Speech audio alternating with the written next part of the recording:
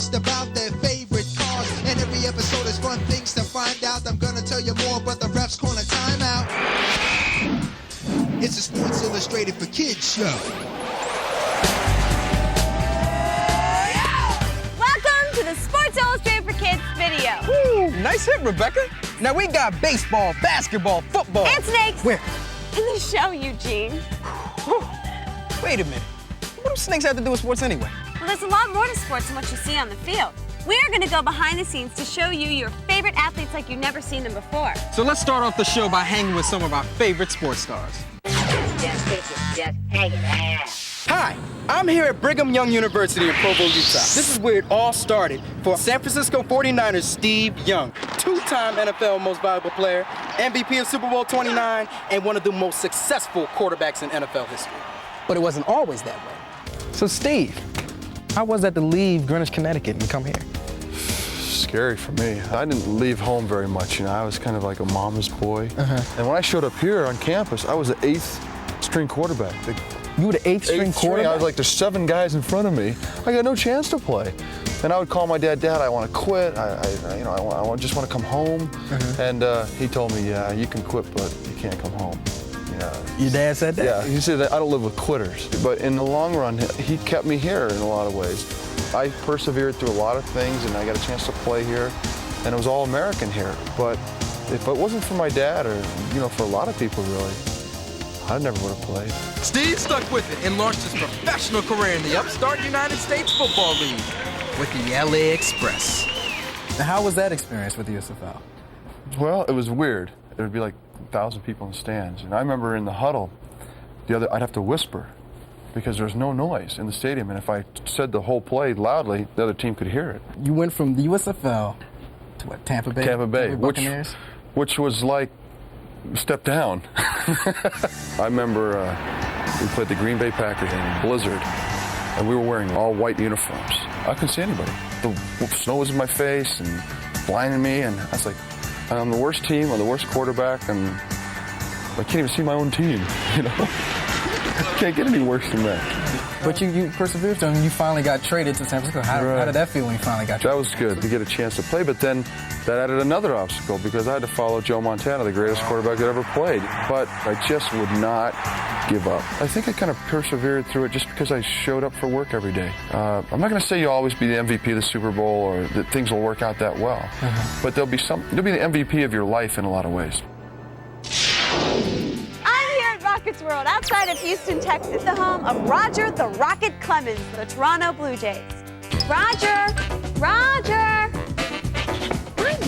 Hey, has anybody seen Rebecca? I think she's lost. Roger! Where is he?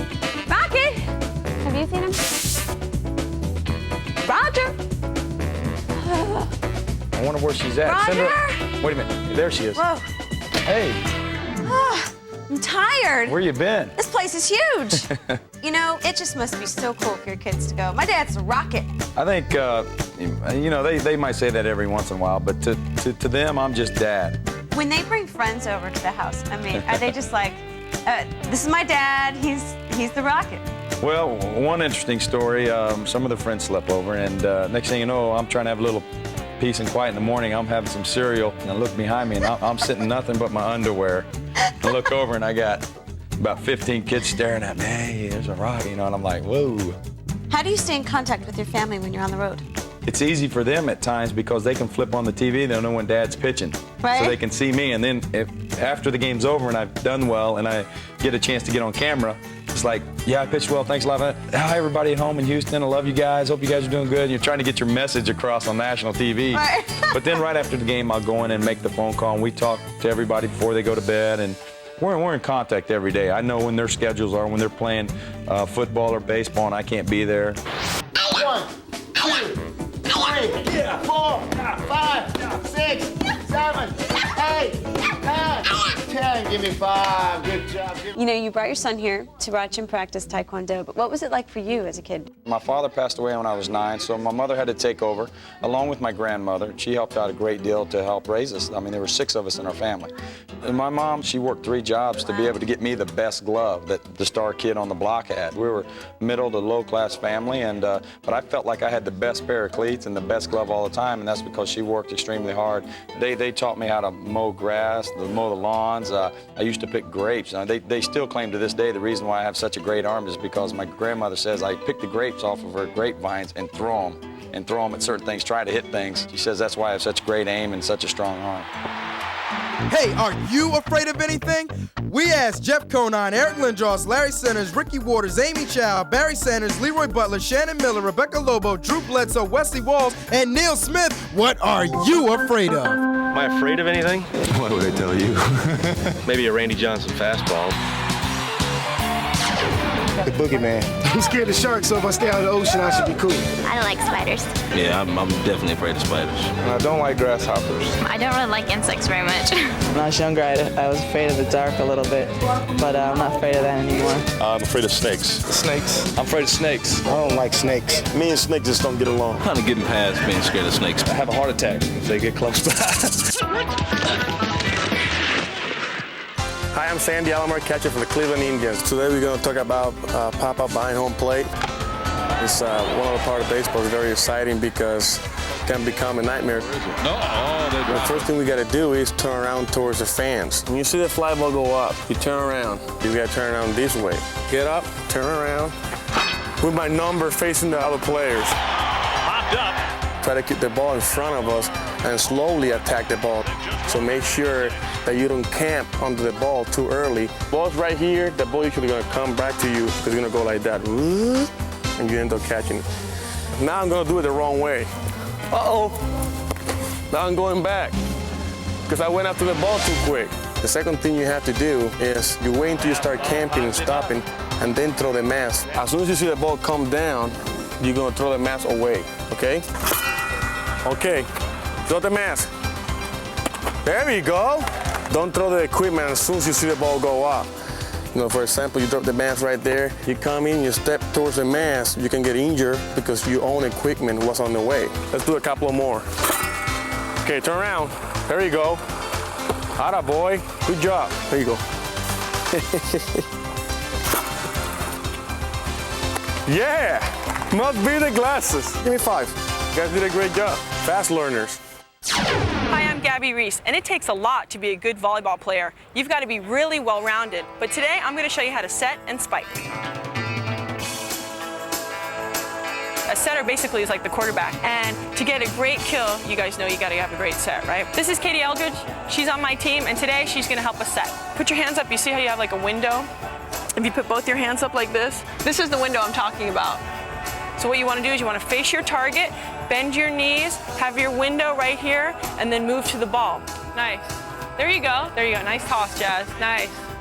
Okay, you see that when Katie sets the ball, how she has that window, that imaginary window over her head, and her hands are nice and open? Watch Katie move her feet a little bit. She got so that the ball was right in front of her. She never let the ball get behind her or down low. Watch how nice Katie does it, nice and easy. She takes the ball in like this, and then she takes it out nice and soft. And that's a great set.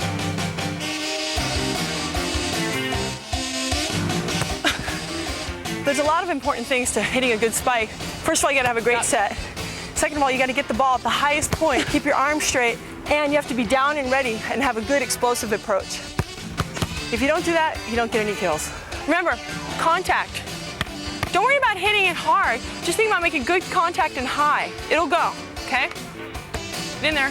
Good. Jump. Do you know why you hit that ball in the net? Because you waited too long.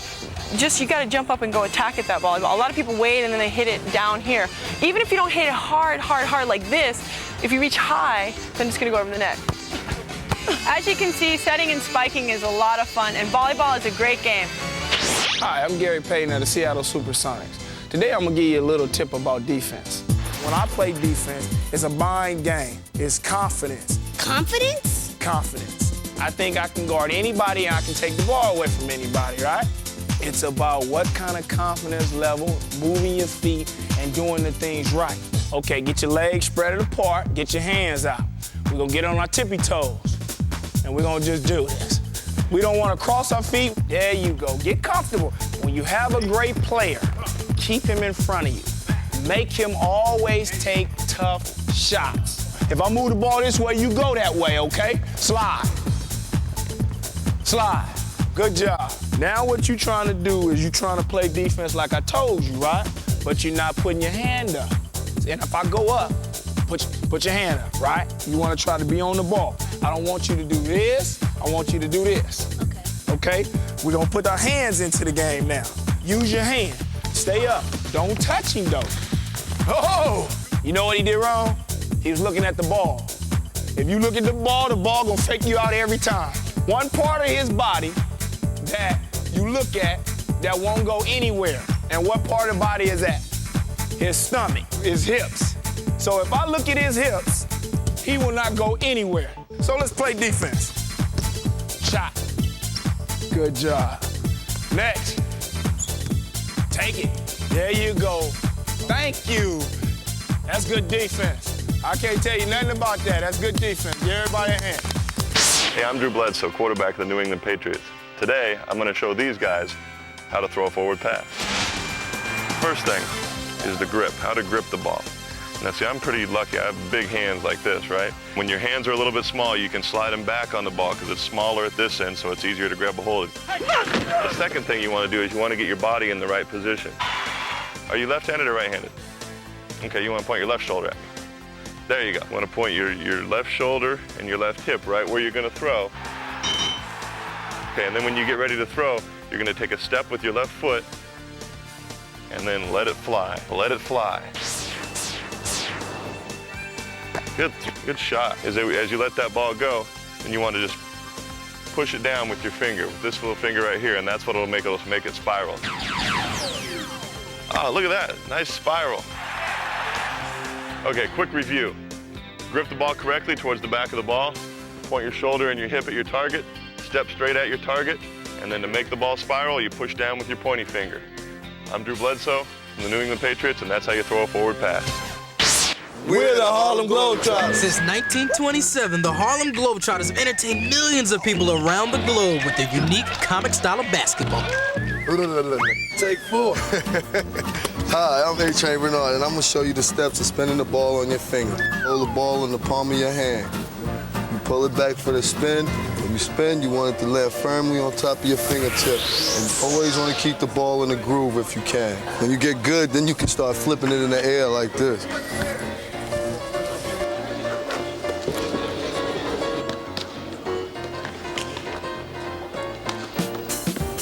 I'm going to show you a pass called a wraparound. We're going to step and wrap like that. You wrap around your body. Oh. This is the pass in semi-fast motion. And you finish it with a dunk. Yeah, like that. That's great. Yeah, that's it. That is it. That's the one. This is the butt pass.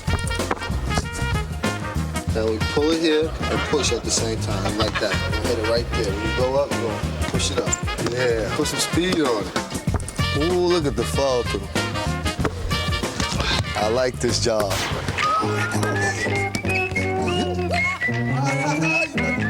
3, 2, 1. Cheryl Swoops, star forward of the world champion Houston Comets. This is the section of the show called Shot Clock. Are you game? Yes, I'm game. Let's go. All right. Begin. If you could be anyone in history, who would you be? Rosa Parks. Oh, why? Because she symbolizes the strength for black women, and she had this if you believe it, you can achieve it attitude. If you could travel anywhere in the world, anywhere, where would you go? Jerusalem. What's your best subject in school? Math. What was the best advice you ever gave? Best advice I ever gave was believe 100% in yourself that you can achieve anything you want to do, and no one can tell you any differently. Who was your favorite superhero? Superman. And why? Because Superman's a cool dude. I don't care how many times he got beat up, he never got dirty, and his tights never got wrinkled. All right. You win. Shot clock. Now remember, Rebecca, this is just for fun. Friends don't embarrass their friends. Oh, you're only saying that because I'm winning 14-zip. I've been going easy on you. Well, then pick it up a little, and don't worry about embarrassing me. Some of the biggest rivals in sports are also good friends. Some are even related to each other. Hey! So fair.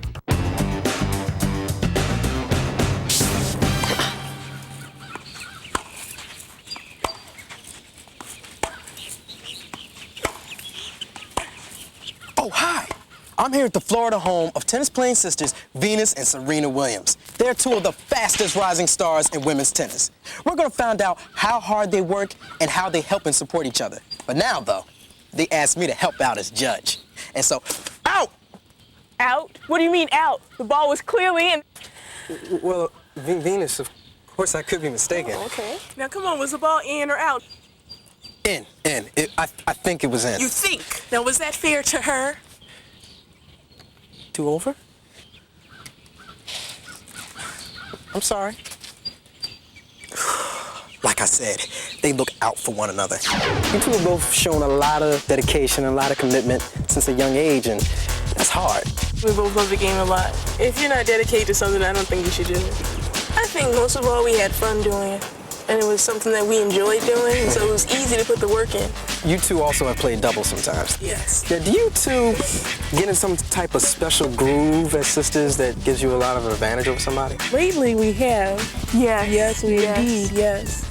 Lately, we've gotten much better. And we've been serious. We sweat and we work and we run and we do everything that we need to do, and we're serious about it. So what do you two do, when you're not playing tennis? Well, we like to do a lot of different things. We like to surf, and we love to play our guitars. We just took up skateboarding. Oh, yeah. We aren't that good, though. We aren't good at all. Hey. Hi, I'm here at Yankee Stadium with Derek Jeter of the New York Yankees. Speared by Derek Jeter. And Alex Rodriguez of the Seattle Mariners. Backhanded deep and short A-Rod. Long throw. What a play by Alex Rodriguez. These guys are best friends, but they also compete against each other. Ground ball to shortstop, Derek Jeter. A-Rod is out number 2. Is it difficult to maintain a friendship when you're competing against each other like that? I don't think so. I mean, we're best friends on and off the field. Anytime we drive by a playground or something, we see Little League playing, he always says, I like watching them because they go out and have fun. And that's the same thing I apply when we play each other. But, we still compete. And, I want my team to win. He wants his to win, so I wish him the best, just not when he plays us. You guys play harder when you play each other? I try to get him. I'm not going to kid you on defense because, last time we played here, he's robbed me of some hits, so I owe him. Ground ball back up the middle. Rodriguez with a diving stop. The throw to first. Alex Rodriguez robbing his good buddy, Derek Jeter. For me to make that play against him was quite a thrill. And then to see him look at me kind of all messed up. I kind of knew who was going to pay for dinner that night. You take away the Mariners and the Yankees, and it's like two buddies playing against each other. And so after everything is said and done, what do you guys do after the game? We do what any other normal people do. We go out to eat, we hang out. He stays with me.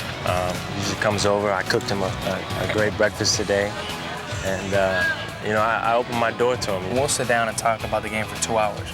And then we'll go a whole day and 2 days and not talk about baseball at all, because we can relate not only on the field, but off the field. Hey, do you have a nickname? We had Cynthia Cooper, Eric Winaldo, Amanda Borton, Jerome Bettis, Nate Newton, Mike Morgan, Derek Bell, Dominique Dawes, Barry Sanders, Teresa Edwards, Drew Bledsoe, Neil Smith, Steve Kerr. What is your nickname? Actually, in high school, I was the Wizard.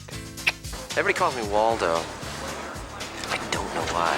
And they used to call me Pepsodent. They used to call me Baby Huey. For my smile. I was always a little bit bigger than everybody else. Big time, big nude, Big Mo, big guy, big red.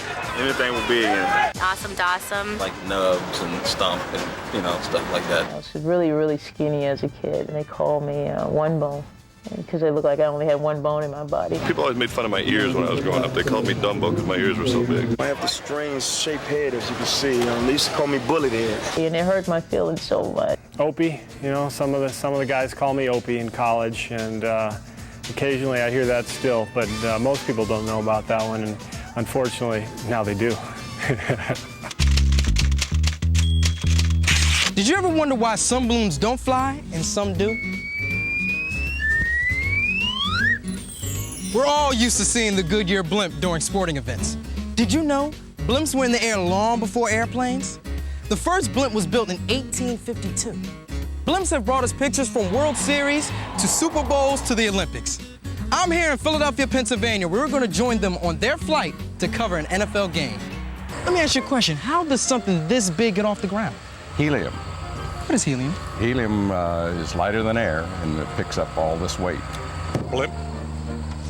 Blimp. We use helium because it's a noble gas, and it won't combine with anything, and you can't ignite it. It will not burn.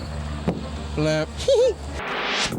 Under the balloon is what's called the gondola, and only 6 passengers can go along for the ride.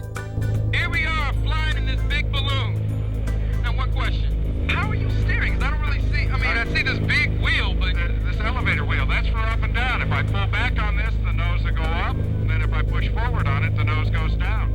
And I steer right and left with the rudder pedals. If I push right, we'll turn to the right. If I push on the left one, it'll turn to the left. So next time you see a blimp fly by, remember, it's just a big balloon filled with helium, and it's floating because helium is lighter than air. Well, right now, I'm trying to find how to get to Veterans Stadium. Which way? Turn around. You gotta go up the river. Okay. Stand on that rudder. Yes, sir. The guy who changes the tires. The guy who pumps the gas. The guy who checks under the hood. There's so many people who play important roles in keeping a race car rolling. Just ask superstar Jeff Gordon. Thanks for getting us total access to behind the scenes at the races. You know, I didn't realize that there were so many people involved in car racing. I thought it was just you. You know, you just drove the car. Thank goodness it's not. There's a lot more involved than just the race car driver. This is really a team sport, and a lot of people don't realize that. So, if you'd like to stick around, we can show you a whole lot more. This really is a team. Everyone depends on everyone else. The driver may be the team captain, but if anybody on the team messes up, the whole team is in trouble. Everybody has to carry their weight. Everybody has to carry their load. If the tire guy lets you down, then the whole team suffers. If the motor guy lets the team down, the whole team suffers. If the driver crashes and lets the team down. Even when we're out on the racetrack, we're talking about making changes, changing tire pressure, what kind of pit stop we're going to have. So there's a lot of different things that go on during the race. I'm not just riding around out there in circles, having fun, singing songs to myself. Now I'm here with Bill Elliott's pit crew, and these are the guys who make adjustments to the car during a race. These drivers are driving 500 miles in about 2.5 hours. That's an average of about 190 miles per hour. And because they're driving so fast, they're going to go through about 12 to 16 tires the entire race. I mean, that's more than your parents will go through in about 10 years. Here comes Bill's car now.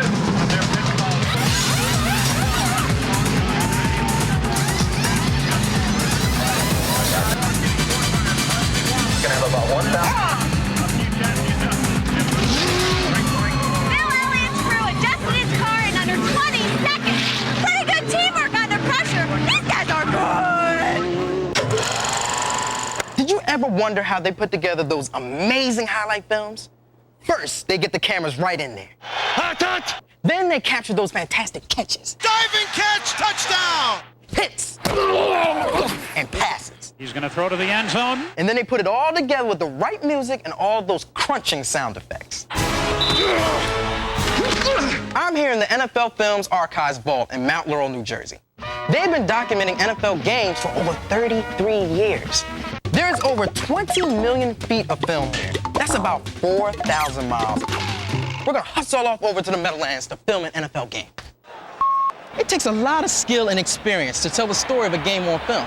Some cameramen have been documenting NFL games for over 30 years. Every NFL game has at least 2 cameras. Once the game is over, it's off to the lab. We're now at NFL Films headquarters. It's rolling here on Mondays. Now, once the game is shot, the film is brought here to the lab for development. Whew. Now, how long is that going to take? One roll of film takes approximately 30 minutes when it's first put in the machine until it's taken off. Literally miles of film, around 15 miles every week.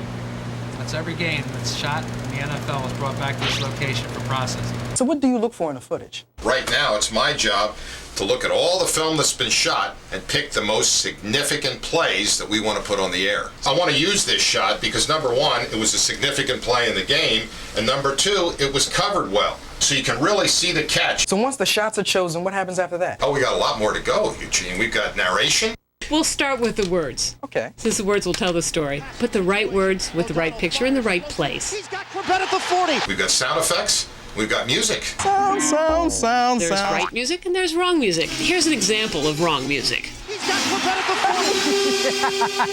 40. Here's an example of right music.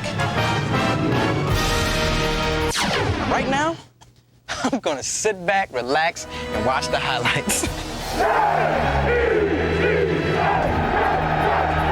3, 2, 1.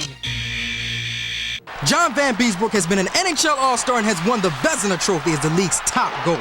He also led the Panthers in just their third year all the way to the '96 Stanley Cup Finals. Now, John, you're used to defending flying pucks, but right now, I'm gonna fire at you some quick, hard, tough questions that you're gonna have to save. 60 seconds about your favorite things. Okay, let me get ready. You ready? Okay. Here we go. What was the best advice you ever received? To make sure I finished all my schoolwork. What was your favorite book in school? Moby Dick. Who was your favorite superhero? Spider-Man. Why? Because he's cool. Hey, if you go anywhere in the world, where would you go? Go to Spain. Were you ever teased as a kid? Lots. Because I was short. Because you were short? I'm taller than you. Did you have any role models growing up? My oldest brother, Frank, was a goalie also, and I looked up to him. But professionally, all the goalies who ever played goal.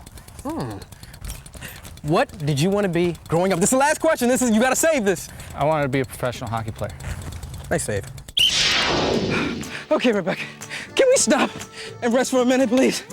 We've only been blading for 5 minutes. 5 minutes? Man, what is it about blading that makes it seem longer, like dog years? You know, in order to be good at something, Eugene, it takes a lot of hard work. And on top of that, great athletes even find time for hobbies. Now, what about that? Now, there's something I'd be willing to try. Now, I'm talking about non-sports hobbies, like cooking or snake handling. Snakes? Snakes? What? Snakes? Snakes?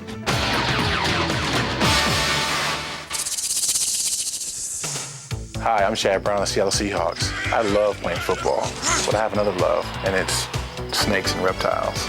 Chad's football buddies may be afraid of snakes, but Chad's made it a point to learn all about them.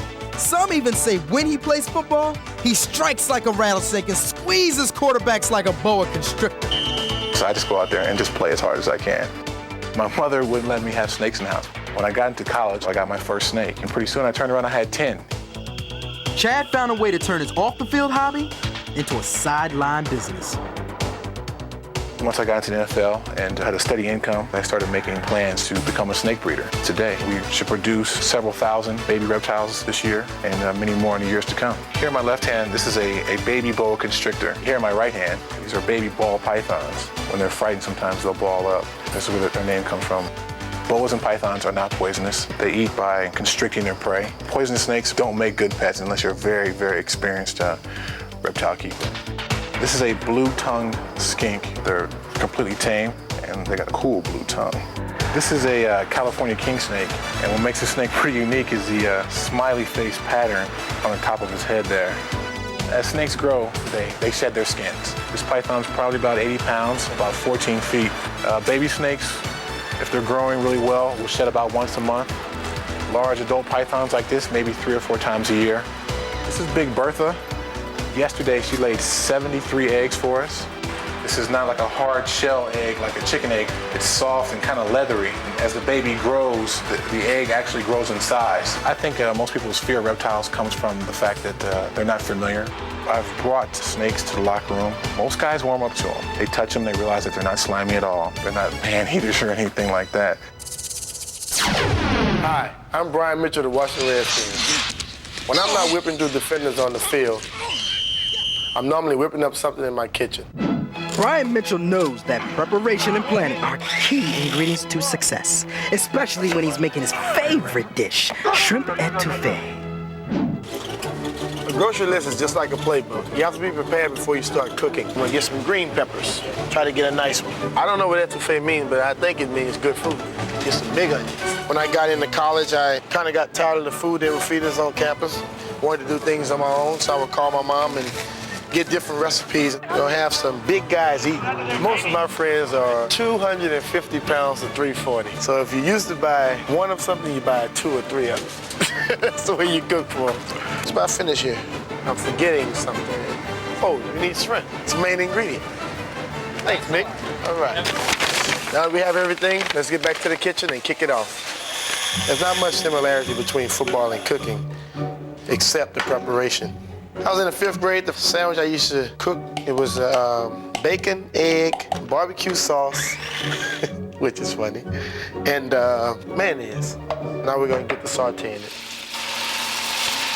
You can't have shrimp etouffee without the shrimp. If you don't have the shrimp, then you just have stew, vegetable stew. Etouffee, I love that. That's why I'm 220 pounds now. It brings people together, and I like to entertain and be around friends. Smell good. That's good. Let's eat. This turned out good. I have some leftover. I'll bring it to practice tomorrow. Right there, right there. There you go. Right there. Good. Not bad. Hey guys, I got some leftovers, but I only have enough for one guy. Who wants it?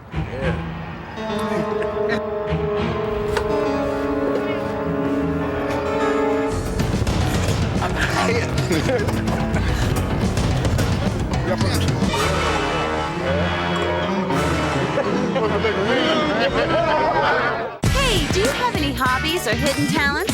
We asked Randy Johnson, Greg Gagne, Julie Foudy, Brennan Shanahan, Jeff Blake, Dodd Bridgerton, Eric Lindros, John Van Beesbrook, Chad Brown, and Steve Smith. What's your hobby or hidden talent? I enjoy photography. I enjoy taking pictures when I'm not out at the ballpark. Yeah, I can sing. I love to just hang out outdoors. Ain't no sunshine when she's away. But I did play the tuba in grade 9 because I was the only kid big enough to carry it. I can juggle. Ain't no sunshine when she's gone. My favorite hobby is going to movies. I love them.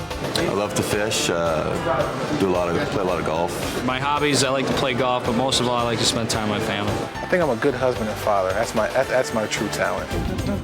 One of my favorite hobbies is magic.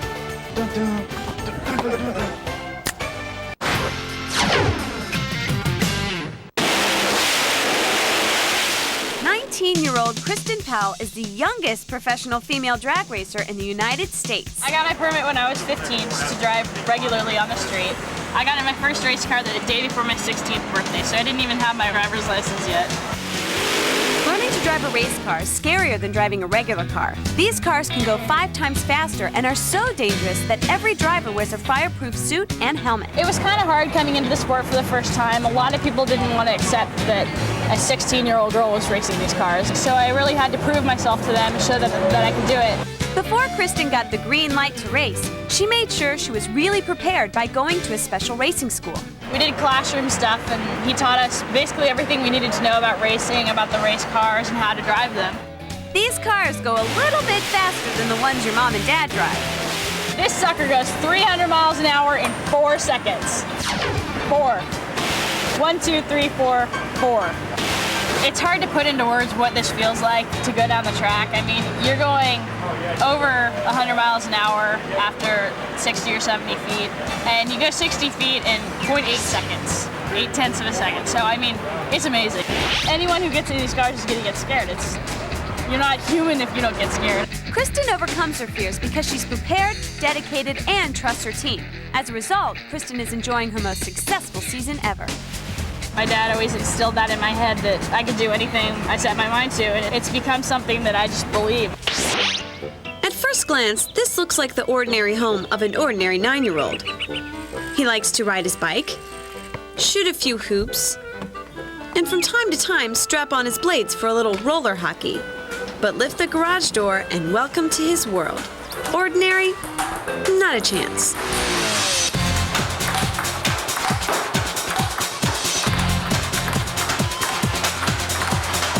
My dream is to be in the Olympics in 2004, and I've been dreaming about it since I started playing. Josh Bernstein has had big dreams since he picked up a paddle, and last year he won the boys' national singles title in the under-10 division. His secret to success is simple. I practice, and I enjoy practicing. On Monday, I play for 2 hours. On Wednesday, I play for an hour and a half to 2 hours. Friday, I play for 2 hours, and then Saturday we play for an hour with one of the kids. It's some of the most intensive, some of the fastest type training. What we're doing is way slowed down. Josh is kind of a rare combination. He's got incredible hand-eye foot coordination, but that little head is always going. And for somebody his age, that's kind of unusual. That's something that's very unique. Josh doesn't spend all his time in the garage, though. He also plays baseball, football, and hockey. And even when he practices table tennis, he finds a way to make practice fun. I hit the camera guy's lens. You did? So next time you're driving through the neighborhood and you spot the garage door closing, think twice, because inside there might be a national champion with an Olympic dream, hoping one day all of the practice pays off. They do incredible tricks with the basketball, but they're not NBA players. They can dribble all day long, but they're not the Harlem Globetrotters. They're the Lady Dribblers.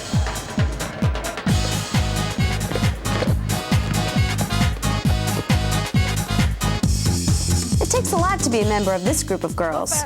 First, you have to be a girl, trust me, on this one. And then you have to commit yourself to the Lady Dribblers, not just academically, but socially. Physically. It's a lot more than they realize. Then on the other hand, they really don't realize it because they're having such a good time. The Dribblers perform at halftime during NBA and WNBA games and showed their stuff on the Oprah Winfrey Show. Coach Holly McGee started the club to teach girls basketball, but wound up showing them how playing sports could make them feel good about themselves as people. To the majority of the girls, it brings strictly excitement, flash, flair, but under the surface, it's building self-esteem, self-confidence, self-worth, everything that's going to make them a better woman as an adult. I once was just a bookworm and I didn't talk to anybody. It's made it easier to make friends and to go up to somebody and to start talking to them. Ever since I've been on the Lady Dribblers, I've built up my confidence and self-esteem and everything. The Lady Dribblers work together and support each other as players and as people, and that's a game plan that's hard to beat. It's like everyone's the same, it doesn't matter who you are, everyone's part of the group, and we have to treat each other with respect. I tell my girls, don't ever think there's nothing you can't do. Whatever it is, just how bad you want it, go get it. It's yours for the taking. And I can't wait 25, 30 years from now and see how successful they are. 3, 2, 1. Soccer player, musician, writer, Alexi Lawless is a modern-day Renaissance man. I have a stopwatch right here, so you have 60 seconds to tell me some of your favorite things. And since we went all the way back to the house for that ball, so maybe you could like balance it on your head. All right, I'll see what I can do. Okay, see what you can do. Hopefully the questions aren't too hard. Ready? Yeah, I'm ready. Go for it. Here we go. Favorite sport other than soccer? Ice hockey. Favorite team? The Red Wings. Favorite player? Steve Yzerman. Favorite TV show? Welcome Back, Carter. Favorite actor? You. Favorite superhero? Aquaman. Favorite color? Purple. Favorite number?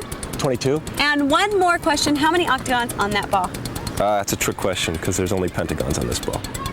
Oh. Even animals need friends and family, and at the racetrack, a horse's closest pals are his stable pets. Just a big family. They do get a little lonely, thoroughbreds, and we find that the best thing is all kinds of animals, dogs, cats, miniature horses, goats. It's like a pal for the horse. Sometimes these little critters do things that us as humans can't. They have a certain relationship with these horses. I remember last month we had a horse called Amigo Mio. It was the week of his first race, and it was like he knew he was going to run. He just became very nervous. There's nothing we could do about it. He was stall walking, not eating, kicking in the stall, very restless. Never been like this before. We bring him out on the track, he wouldn't go right. Wouldn't go in the gate for us. Hold on, what are you doing? There's just nothing we could do. He just wouldn't stay calm. Then on the morning of the big race, this goat walks in.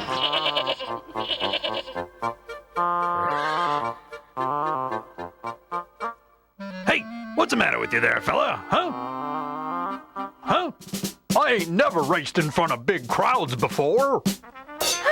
You guys just woke me up. I can't listen to you carry on anymore, you big scaredy cat. You tell him, sister. Kid, It's just like any other workout. Oh, okay, but it's not just the crowds. What else then? Come on, spit it out. Does a cat have your tongue? Oh, that's it. I'm going to get rusty. Okay, what's going on with Amigo today? Oh, Rusty, I'm racing against Toonie Mooney. He's never lost before. Nothing to be afraid of. He's just a horse. Yeah, that's right. I mean, you train just as hard as he has. Right. Then we'll see who's first at the finish line, right? Right. Right. Right? You're both right. Now go out there and give it your all. Go get him, amigo.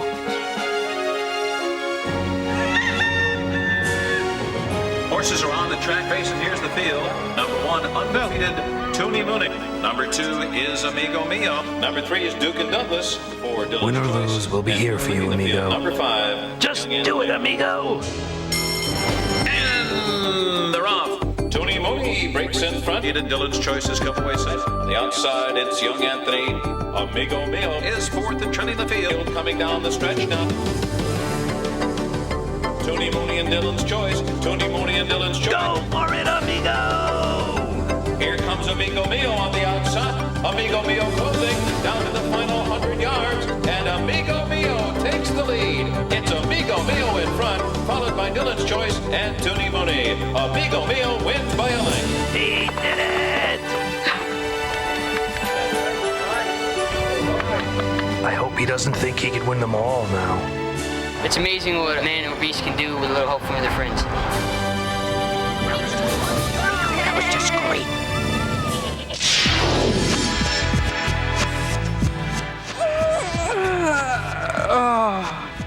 This is the life. Yeah, for you maybe. You said we take turns. I'll tell you what. You row and I'll throw to the next segment.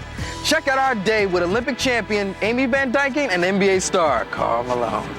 Well, I sure got the raw end of this deal. I'm here poolside at the Olympic Training Center in Colorado Springs, Colorado with Amy Van Dyken.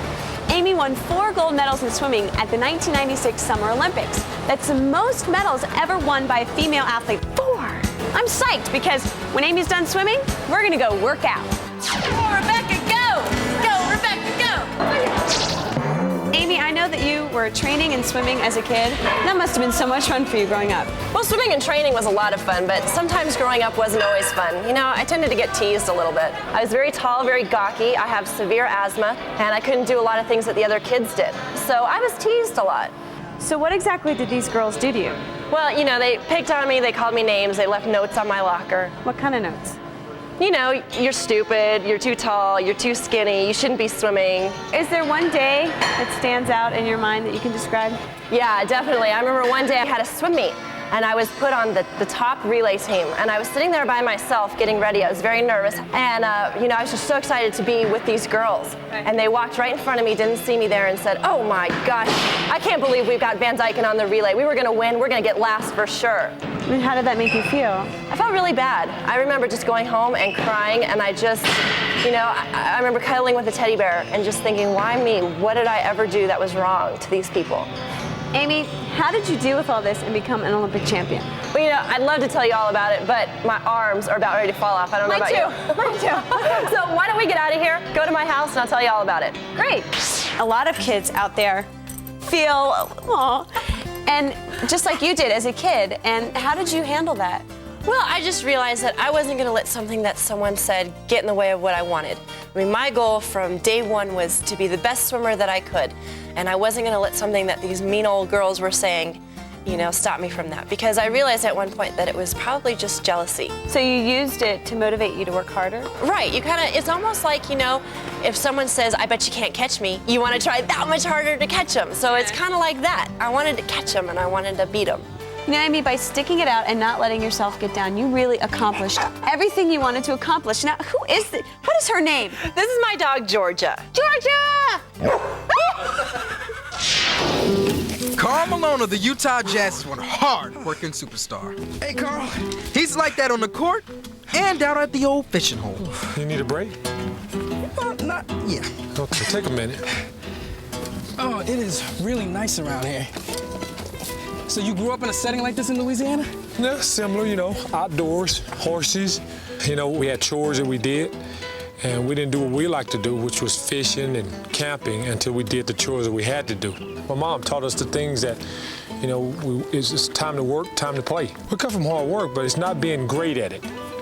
It's trying to be good at it and spending the time at it to be good at it. Everybody want to be great in life. Just be good at what you do, or try to be good. And that's what you try to instill into my kids, and that's what I try to instill into all the children that I talk to also. I guess fishing is what you also learned from your mom. Well, yeah, and that's really what we're here for, Eugene, and you're wasting a lot of time. It's daylight out there burning, son. We got to get going. So, get your gear, and I'll get mine, and we'll go over this fence here. Okay? Hard work. Yeah. Karl learned what could happen when you don't work hard. In his senior year of high school, he let his grades drop. That meant he couldn't play basketball his freshman year of college. Instead, he had to spend the year hitting the books. So I went there and I was able to get a 3.6, and I held that for about 2 years. And then I started playing basketball, so I took that same determination that I knew I could get my lesson if I studied. And I said to myself, if I want to be as good as I want to be, I need to play as hard. I think the thing that amazes me the most is that you've had, what, 3 or 4 games off in all of your career? I take pride in what I do, and I think that's what our young people should do, was take pride in everything they do. And that's exactly how you've gotten to the point you are now, working hard. And I can talk to my fish, too, later on. You talk to your fish? I can talk to them here, and maybe we'll let you catch one later.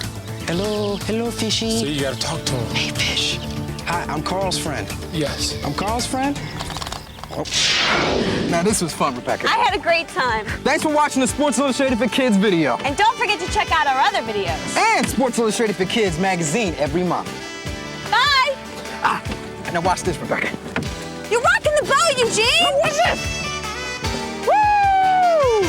I'm king of the world! Woo! I'm king of the world! Woo! Oh, you are so going in the water. Okay, I'm sorry. Sit down. I was only joking. What? You the only person that didn't see that movie? I'm making a scene.